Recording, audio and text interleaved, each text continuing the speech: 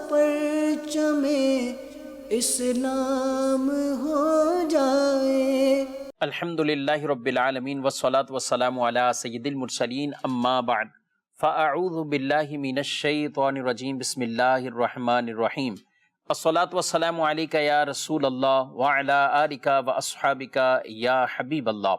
الصلاة والسلام علیکہ یا نبی اللہ وعلی آلک واصحابک یا نور اللہ۔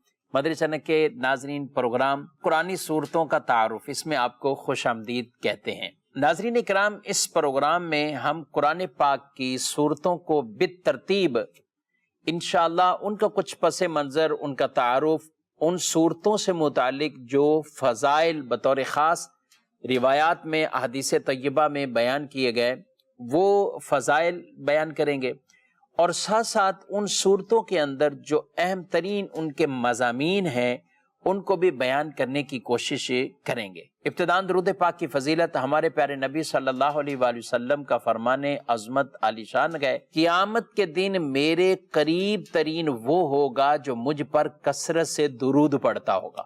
صلو علی الحبیب صلی اللہ تعالی علی محمد صلی اللہ علیہ وآلہ وسلم، صلاۃ و سلاما علیکہ یا سیدی یا رسول اللہ وعلی آلک و اصحابک یا سیدی یا حبیب اللہ۔ ناظرین کرام، آج ہم قرآن پاک کی بہت ہی پیاری سورت اور ابتدائی اور پہلی سورت، سورۃ الفاتحہ، اس کے حوالے سے کچھ سورہ فاتحہ کا تعارف ہم سیکھنے سمجھنے کی کوشش کریں گے۔ سورہ فاتحہ وہ ہے جو مکہ مکرمہ میں نازل ہوئی۔ تفاسیر میں اکثر کا قول یہی ہے کہ یہ سورہ فاتحہ مکہ مکرمہ میں نازل ہوئی، جبکہ بعض مفسرین نے یہ بھی بیان کیا گیا کہ یہ سورہ مدینہ منورہ میں نازل ہوئی، اور بعض نے کہا کہ یہ 2 مرتبہ نازل ہوئی، یعنی مکے میں بھی نازل ہوئی اور مدینہ منورہ میں بھی نازل ہوئی۔ اور یہ بات ہم سب کو جاننی چاہیے، جنہیں مکی صورتیں کہا جاتا ہے، اس سے مراد یہ ہوتا ہے کہ وہ ہجرت سے پہلے جو کچھ نازل ہوا وہ مکی صورتیں کہلاتی ہیں، اور جو ہجرت کے بعد نازل ہوئیں ان کو مدنی کہا جاتا ہے۔ اب چاہے خاص مکہ مکرمہ میں نازل ہوئی ہوں یا حضور علیہ السلام کہیں بھی ارد گرد مضافات میں کسی اور مقام پر ہیں وہاں بھی نازل ہوئی ہوں، تو ان کو انہی ناموں کے ساتھ تعبیر کیا جاتا ہے۔ تو یہ سورہ مبارکہ سورہ فاتحہ، جس کے بارے میں کہا گیا کہ مکی صورت بھی ہے، مکہ مکرمہ میں بھی نازل ہوئی، اور یہ بھی کہا گیا کہ مدینہ منورہ میں بھی نازل ہوئی، اور یہ بھی اس کے لیے کہ 2 مرتبہ یہ نازل ہوئی۔ ناظرین کرام، سورۃ الفاتحہ یہ قرآن پاک کی ابتدا میں، یعنی ترتیب کے اعتبار سے سب سے یہ پہلی سورت ہے۔ بعض کے اس بارے میں بھی اقوال ہے کہ نزول کے اعتبار سے بھی پہلی ہے، لیکن یہ بعض کے اقوال ہیں۔ حقیقت یہی ہے کہ نزول کے اعتبار سے پہلی سورہ علق اور اسی کی ابتدائی وہ آیات مبارکہ ہیں۔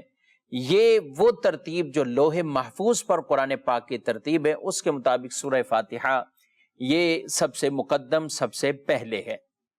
سورہ فاتحہ کے کئی نام ہیں، یہاں تک کہ بعض نے اس کے 20 نام بیان کیے ہیں، بعض نے اس کے 15 نام بیان کیے ہیں، اور کسی چیز کے زیادہ نام ہونا یہ بھی کثرت شان پر دلالت کرتا ہے۔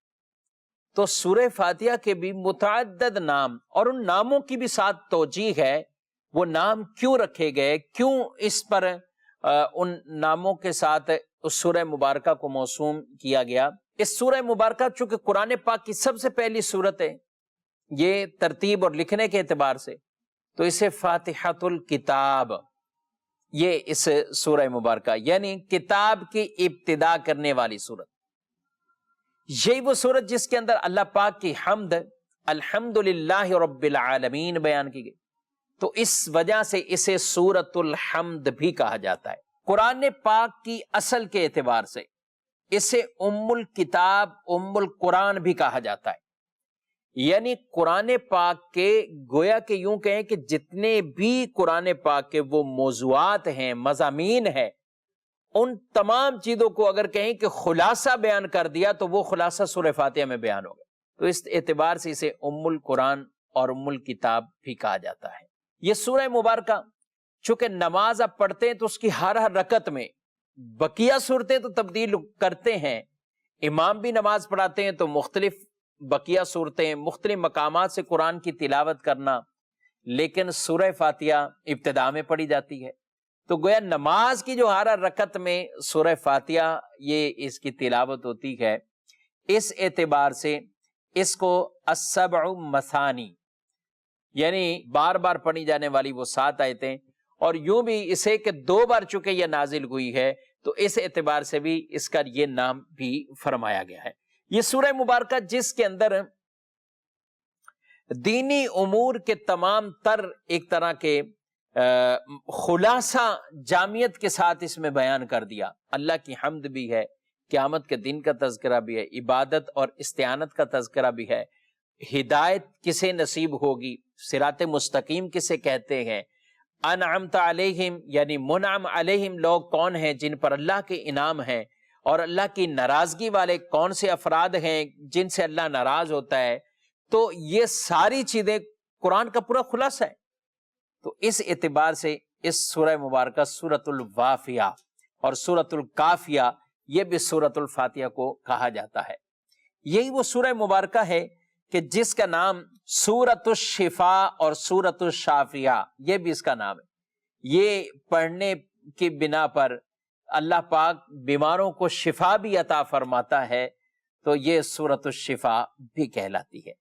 یہی سورہ فاتحہ چونکہ دعا پر مشتمل ہے تو اسے سورۃ الدعاء بھی کہا جاتا ہے، اسے سورۃ التعلیم المسئلہ یہ بھی کہا جاتا ہے، سورۃ السوال، سورۃ المناجات، سورۃ التفویض یہ بھی اس کے نام بیان کیے، بلکہ علماء نے اس سے بھی زائد سورہ فاتحہ کے نام 20 تک کی تعداد بھی بیان کی ہے کہ سورہ فاتحہ کے اتنے نام ہیں، اور ہر نام کا ایک وہ معنی ہے، اس کے پیچھے ایک خاص مفہوم ہے، اور سورہ فاتحہ یہ اسم بمسمہ ہے ہر اعتبار سے، اور اتنے زیادہ شانوں والے اس سورہ مبارکہ کے نام بھی بیان فرمائے گئے ہیں۔ ناظرین کرام، یہ تو میں نے ان کے ناموں کے حوالے سے کچھ چیزیں عرض کی ہیں۔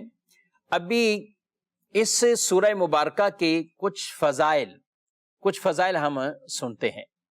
رسول اللہ صلی اللہ علیہ وآلہ وسلم نے ایک مرتبہ ایک صحابی حضرت ابو سعید بن معلہ نماز پڑھ رہے تھے، ان کو بلایا، وہ نماز پڑھ رہے تھے تو وہ کچھ تاخیر سے آئے۔ آپ صلی اللہ علیہ وسلم نے فرمایا میں نے جب بلایا تھا تو تاخیر سے آئے، کہا میں نماز پڑھ رہا تھا، تو حضور علیہ السلام نے فرمایا کیا تم نے اللہ کا یہ قرآن نہیں سنا؟ یا ایھا الذین آمنوا استجیبوا للہ وللرسول اذا دعاکم، اے ایمان والو حاضر ہو جاؤ جب اللہ اور اس کا رسول تمہیں بلائے تو حاضر ہو جاؤ۔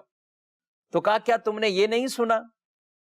پھر حضور علیہ السلام نے ان کا ہاتھ پکڑا اور کہا کہ میں تمہیں ایک ایسی صورت، ایک عظیم صورت قرآن پاک کی، اس کے بارے میں بتاؤں گا مسجد سے نکلنے سے پہلے۔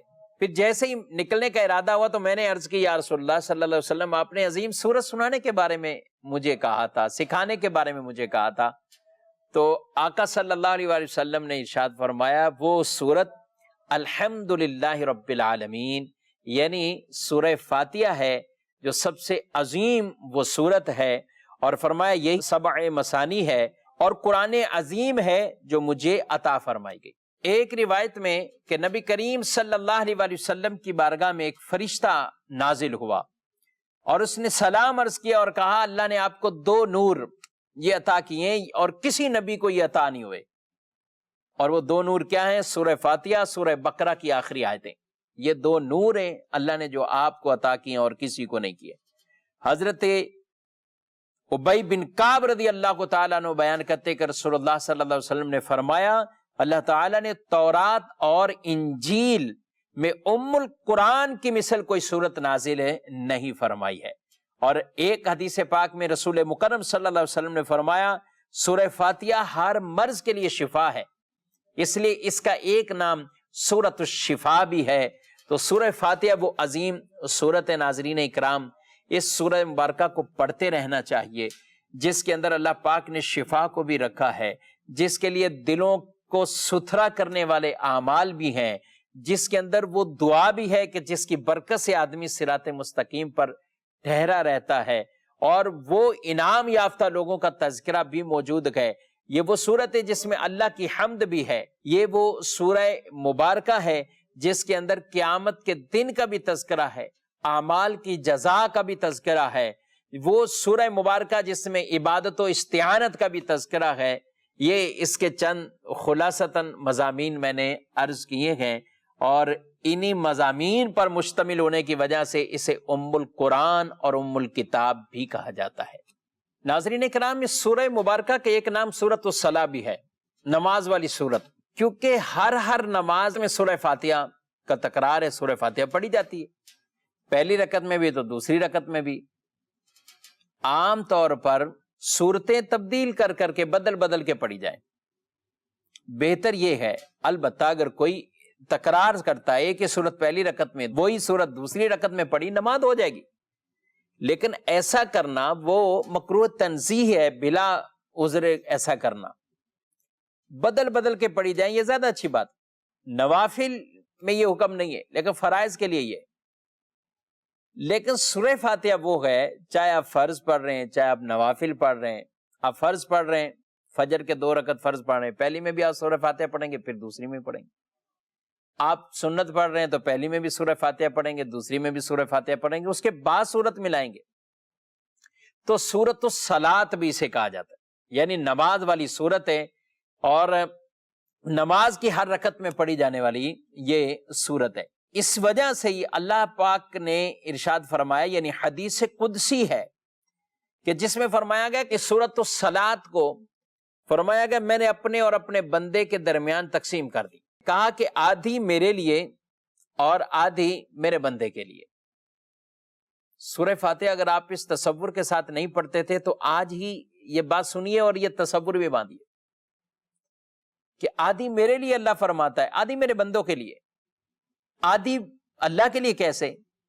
الحمدللہ رب العالمین، آدمی اللہ کی حمد کرتا ہے، رب تعالیٰ فرماتا ہے میرے بندے نے میری حمد کی۔ الرحمن الرحیم مالک یوم الدین ایاک نعبد و ایاک نستعین، کہ جس میں اللہ کو رحمان رحیم، مالک یوم الدین، یوم جزا کا مالک، ایاک نعبد، اللہ تیری عبادت کرتے ہیں، و ایاک نستعین، تجھ سے ہی مدد چاہتے ہیں، یعنی اللہ کی عبادت کرتے ہیں، اللہ سے استعانت اور مدد چاہتے ہیں۔ یہ سب کچھ اس میں بیان کیا گیا، فرمایا آدھی میرے لیے، آدھی میرے بندے کے لیے۔ اہدنا الصراط المستقیم، کہ اے اللہ ہمیں صراط مستقیم پر چلا، ہمیں صراط مستقیم پر چلا، اس کی ہدایت عطا فرما صراط مستقیم کی طرف۔ صراط الذین انعمت علیہم، ان لوگوں کے راستے پر چلا جن پر تیرا انعام ہے، غیر المغضوب علیہم ولا الضالین، نہ کہ ان لوگوں کے جس پر تیری ناراضگی اور جو بھٹکے ہوئے گمراہ ہیں، ان لوگوں کے راستے پہ نہ چلا۔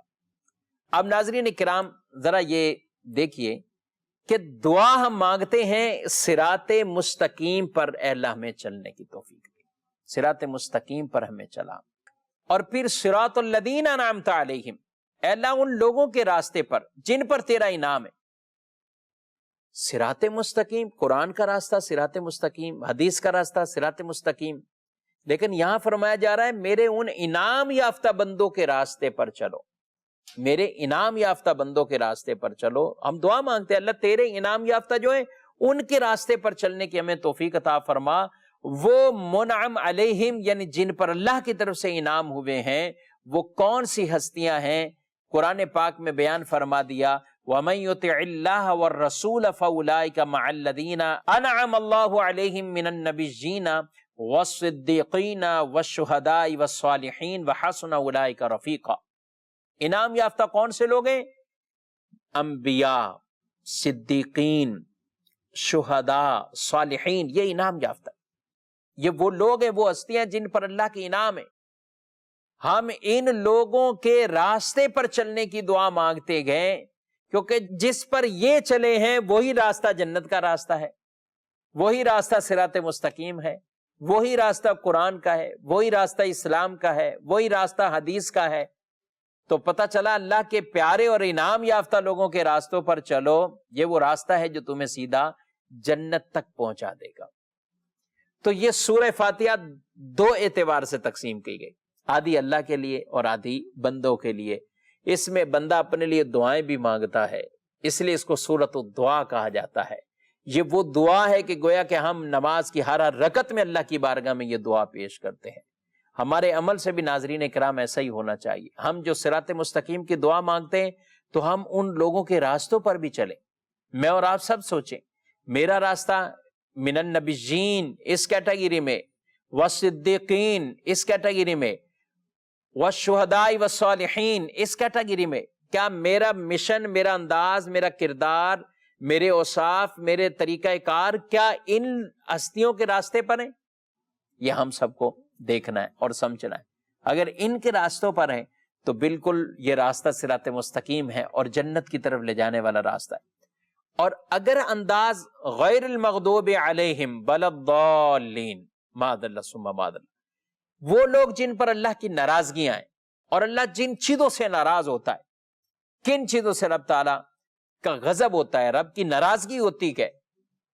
آدمی حرام کام میں جاتا ہے، رب ناراض ہوتا ہے، حرام روزی کماتا ہے، رب ناراض ہوتا ہے، حرام کام کرتا ہے، رب ایسے بندوں سے ناراض ہوتا ہے۔ اور وہ لوگ جو بھٹکے ہوئے، گمراہ ہیں، سیدھے راستے سے بھٹکے ہوئے، یہ وہ ہیں کہ جن پر اللہ کے غضب ہیں اور یہ گمراہ ہیں، بھٹکے ہوئے۔ تو کہیں ایسا تو نہیں خدا نخواستہ کہ ہم بھی انہی کے مشن پر چلنے والے ہیں کہ جو اپنے اعمال اور کردار اور عقائد کی وجہ سے اللہ کو ناراض کیے ہوئے، کہیں ہمارا بھی وہ راستہ تو نہیں؟ تو سورہ فاتحہ ہمیں یہ درس دے رہی ہے، جس میں سورہ فاتحہ کے پہلے حمد ہے، اللہ کی رحمت ہے، اس کا تذکرہ ہے، پھر آگے قیامت کا تصور ہے، عبادت کا تصور ہے، اور پھر اس کے بعد صراط مستقیم کے لیے ہمیں یہ بتایا گیا ہے۔ تو یہ میں نے اور آپ نے اس سورہ مبارکہ کو سمجھنا بھی ہے، پڑھنا بھی ہے، اور اس کو اپنی زندگی میں یوں نافذ بھی کرنا ہے جو اس سورہ مبارکہ کے اندر مضامین کو بیان کیا گیا ہے۔ ناظرین کرام، ایک آیت مبارکہ ہے، ایاک نعبد و ایاک نستعین، اے اللہ ہم تیری عبادت کرتے ہیں، تجھ سے مدد چاہتے ہیں۔ یہ وہ آیت مبارکہ ہے جس کے حوالے سے بہت سے لوگ بسا اوقات مس گائیڈ کرتے ہیں، اور وہ لوگوں کو یہ بات سمجھانا گویا کہ چاہتے ہیں کہ سورہ فاتحہ میں آپ کہتے ہیں کہ اے اللہ ہم تیری عبادت کرتے ہیں، تجھ سے مدد چاہتے ہیں، اور اب جو انبیاء سے مدد چاہے، اللہ کے پیارے بندوں سے مدد چاہے، تو وہ واضح طور پہ کہتے ہیں کہ یہ اس آیت سے ٹکراؤ ہے۔ یاد رکھیں، عبادت صرف اللہ رب العالمین کے لیے، عبادت اللہ رب العالمین کے لیے، اور استعانت ذاتی طور پر یہ بھی رب تبارک و تعالی اس کا مالک و مختار ہے۔ اللہ نہ چاہے ایک ذرہ بھی ادھر سے ادھر نہیں ہو سکتا، اگر اللہ نہ چاہے۔ ایک درخت کا پتا حرکت نہیں کر سکتا، ایک نارمل سی چیز بھی رب کے اذن مشیت کے بغیر وہ کچھ بھی نہیں کر سکتی۔ جو کچھ ہے وہ من جانب اللہ ہے، ان ساری چیزوں کا حقیقی مالک و مختار اللہ رب العالمین ہے۔ مگر اللہ رب العالمین جس نے قرآن میں یہ فرمایا ہے ایاک نعبد و ایاک نستعین، وہ رب ہی قرآن پاک میں یہ ارشاد فرما رہا ہے، یا ایھا الذین آمنوا اتقوا اللہ وابتغوا الیہ الوسیلہ، اے ایمان والو اللہ سے ڈرو اور اس کی طرف وسیلہ تلاش کرو، اس کی طرف وسیلہ تلاش کرو۔ اب ذرا یہ بتائیے، اللہ اپنے بندوں کو کافی نہیں ہے؟ کافی ہے، قرآن میں بھی اللہ نے اس کا فرما دیا۔ تو یہاں یہ کیا فرمایا جا رہا ہے؟ اے ایمان والو اللہ سے ڈرو اور وسیلہ تلاش کرو۔ وسیلے کے بارے میں اس قدر، اگر ہم روایات میں جائیں، نماز حاجت کی آپ دعا پڑھتے ہیں کہ اللہ میں تجھ سے سوال کرتا ہوں تیرے نبی رحمت صلی اللہ علیہ وسلم کے وسیلے سے، اور یا رسول اللہ صلی اللہ علیہ وسلم میں آپ کو وسیلہ بناتا ہوں، میں آپ کی طرف متوجہ ہوں، آپ میری سفارش اللہ کی بارگاہ میں کر دیں۔ تو یہ وسیلے کا حکم تو خود قرآن نے ہی بیان فرما دیا۔ اب جو کہے وسیلہ نہیں ہے تو پھر اس آیت کا کیا مطلب بیان کرے گا؟ وسیلہ بالعمل بھی ٹھیک، وسیلہ بالذات بھی ٹھیک۔ اچھا یہ بات ایک اور، یا ایک اور بات عرض کرتا چلو، جو کہے کہ اللہ کے سوا کوئی مدد نہیں کرتا، تو میرا آپ سے سوال ہے، غزوہ بدر میں کنہوں نے مدد کی؟ تو بچہ بچہ بولے گا اللہ نے فرشتوں کو نازل کر دیا، فرشتوں نے اللہ کی عطا سے مدد کی، اللہ کی عطا سے مدد کی۔ تو جو رب فرشتوں کو مدد کے لیے اتارتا ہے اور یہ طاقت دیتا ہے، وہی رب تو اپنے نبیوں کو، اپنے پیارے بندوں کو یہ طاقت دیتا ہے۔ تو جو یہ کہ غیر اللہ مدد کر ہی نہیں سکتے، تو پھر غزوہ بدر پڑھیے، قرآن میں جگہ بجگہ اس کا تذکرہ موجود ہے۔ اب وہ بتائیں کہ یا کا نعبد و یا کا نستعین کا کیا مطلب ہے، اور غزوہ بدر میں فرشتے اترنے اس کا کیا مطلب؟ تو کیا قرآن کی بعض آیتوں کو مانو گے، بعض کا انکار کرو گے؟ یہ انداز درست نہیں۔ درست یہ ہے کہ دونوں آیتیں اپنی جگہ ٹھیک ہیں، ان کا محمل درست بیان کرو جو آج تک اسلاف نے بیان کیا ہے۔ قرآن کو سمجھا صحابہ کرام علیہ مردوان نے، براہ راست حضور اسلام سے سمجھا، لیکن کسی صحابی کو یہ وہم اور وسوسہ اس طرح کا، یا نہ اس صحابی کا یہ عقیدہ کہ اس سے مراد حضور اسلام کی بارگاہ میں وسیلہ نہیں لے جا سکتے، حضور اسلام سے کچھ مانگ نہیں سکتے۔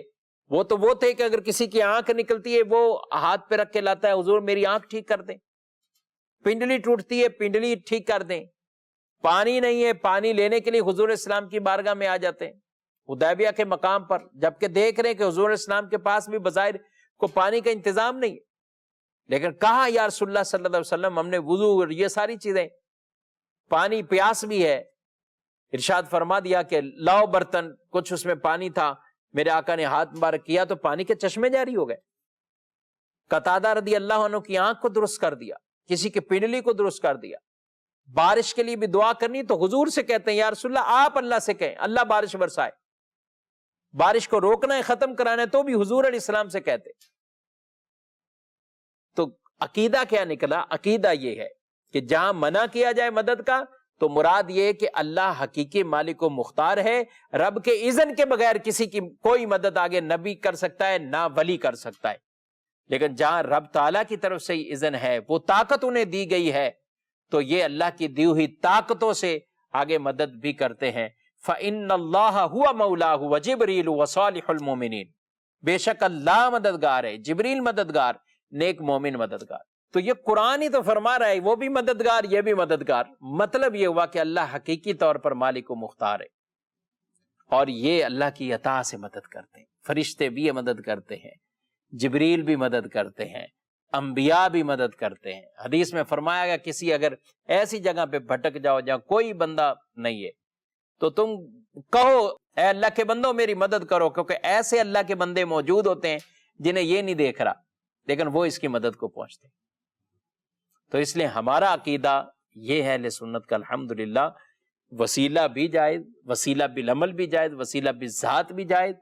جن آیات مبارکہ میں مدد کی ممانت کے حوالے سے کہا گیا اور یہ کہا گیا کہ وہ تمہیں نفع اور نقصان کے وہ کسی طرح کے مالک نہیں ہے، وہاں وہ خاص بتوں کو بیان کیا گیا ہے، اور جہاں یہ وسیلے کا حکم بھی دیا گیا اور ساتھ یہ فرشتوں کے ذریعے مدد کا بھی ذکر کیا گیا، اور جہاں پر یہ بھی بات فرما دی گئی بے شک اللہ مولا ہے یعنی مددگار ہے، فرشتے بھی مددگار ہیں، نیک مومن بھی مددگار ہیں، تو یہاں مراد اللہ کی عطا سے فرشتے بھی مدد کرتے ہیں اور نیک مومن یہ بھی مدد کرتے ہیں۔ سورہ فاتحہ اس کی کچھ مضامین کو یہ میں نے عرض کیا ہے۔ سورہ فاتحہ ویسے بھی پڑھتے رہنا چاہیے، نماز میں پڑھنا یہ سورہ فاتحہ جس کی تلاوت یہ واجب ہے، البتہ مقتدی کے لیے یہ حکم ہے وہ نہ سورہ فاتحہ امام کے پیچھے پڑھے گا اور نہ ہی کوئی اور سورت پڑھے گا، یعنی وہ خاموشی سے، کیونکہ امام اس لیے بنایا جاتا ہے کہ وہ اس کی اتباع کی جائے۔ فرمایا جب وہ تکبیر کہے تم بھی تکبیر کہو، اور جب وہ قرات کرے تم خاموش رہو۔ تو نماز میں نہ سورہ فاتحہ امام کے پیچھے پڑھیں گے اور نہ ہی کوئی اور سورت پڑھیں گے۔ جن روایات میں یہ بیان کی گئی کہ فاتحہ کے بغیر نماز نہیں ہوتی، اس سے مراد یہ ہے کہ امام اگر نہیں پڑھتا، یا مراد یہ ہے کہ کوئی تنہا نماز پڑھ رہا ہے تو وہ بھی اگر سورہ فاتحہ ترک کرتا ہے تو یہ اس کی نماز ناقص ہوئی۔ اگر بھول کر یہ ترک ہوئی ہے تو وہ سجدہ سہو سے اس کی تلافی ہو سکتی ہے، اور اگر قصدن اس نے چھوڑی ہے تو پھر یہ واجب کا ترک ہوا ہے۔ تو یہ بات بطور خاص اس لیے عرض کی ہے کہ کچھ لوگ ایک بات تو بیان کرتے ہیں دوسری چھوڑ دیتے ہیں، اور جو اس کا محمل ہوتا ہے روایت کا وہ درست طریقے سے بیان نہیں کرتے ہیں۔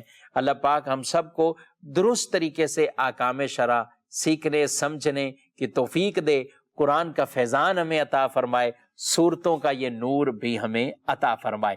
قرآنی صورتوں کے تعارف کے حوالے سے یہ سلسلہ ہے، انشاءاللہ ہر پروگرام میں آپ ایک صورت کا کچھ خلاصہ تعارف آپ سنیں گے۔ آج آپ نے سورہ فاتحہ کا یہ خلاصہ سنا ہے۔ اللہ پاک ہم سب کو سورہ فاتحہ کی برکات سے مالا مال فرمائے، اور قرآن پاک کی سورہ فاتحہ کو ہمیں ویسے ہی سورۃ الحمد بھی ہے بکثرت یہ پڑھنے کی توفیق عطا فرمائے۔ آمین بجاہ النبی الامین صلی اللہ علیہ وسلم۔ یہی ہے آرزو تعلیم قرآن عام ہو جائے، ہر ایک پرچم سے اونچا پرچم اسلام ہو جائے۔